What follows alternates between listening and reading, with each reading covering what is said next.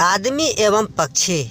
उमेश ने कहा कि जब ऐसा बात है तो देर किस बात की है, जल्दी से वह सलाह हमें दे दो।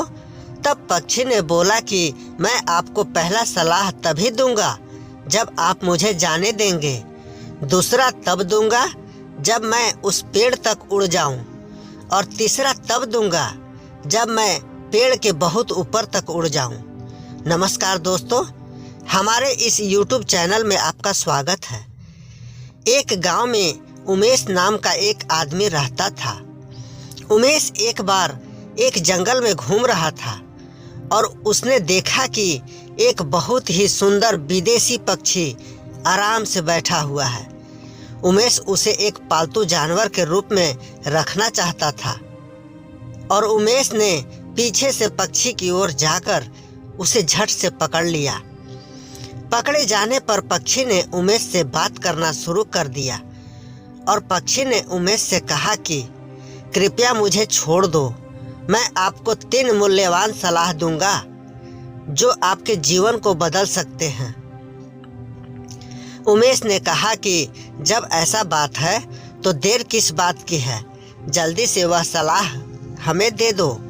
तब पक्षी ने बोला कि मैं आपको पहला सलाह तभी दूंगा जब आप मुझे जाने देंगे, दूसरा तब दूंगा जब मैं उस पेड़ तक उड़ जाऊं, और तीसरा तब दूंगा जब मैं पेड़ के बहुत ऊपर तक उड़ जाऊं। उमेश तुरंत सहमत हो गया और पक्षी को जाने दिया। पक्षी ने उड़ना शुरू कर दिया। उस पक्षी को अपने वचन भी पूरे करने थे, इसलिए उसने कहा कि यह मेरी पहली सलाह है कि अपनी पिछली गलतियों के लिए खुद को अत्यधिक पछतावा मत करो।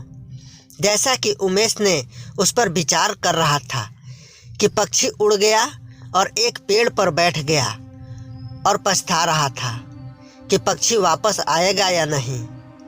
पक्षी ने फिर बोला, और दूसरी सलाह यह है कि किसी भी चीज़ पर विश्वास नहीं करना है जो सामान्य ज्ञान के खिलाफ जाता है, जब तक कि आपके पास पहले से उसका पक्का सबूत न हो।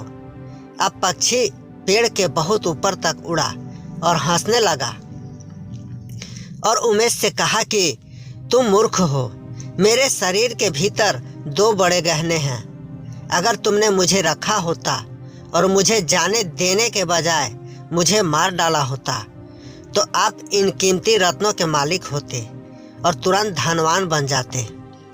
Oh my God! उमेश ने कहा कि मैं इतना मूर्ख कैसे हो सकता हूँ कि मैं इस मूर्खता को जीवन भर कभी नहीं भूल पाऊंगा। ओह पक्षी, क्या आप कम से कम मुझे अपनी आखिरी सलाह दे सकते हैं? शायद उसमें क्षमता को हो मुझसे शांत करने के लिए। पक्षी ने जवाब दिया, मैं तो बस तुम्हारी परीक्षा ले रही थी। तुम मुझसे और सलाह मांग रहे हो, लेकिन क्या तुम्हें यह एहसास भी हुआ कि मैंने तुम्हें पहले जो 2 सलाह दी थी उन्हें तुमने पहले ही नज़रअंदाज कर दिया है।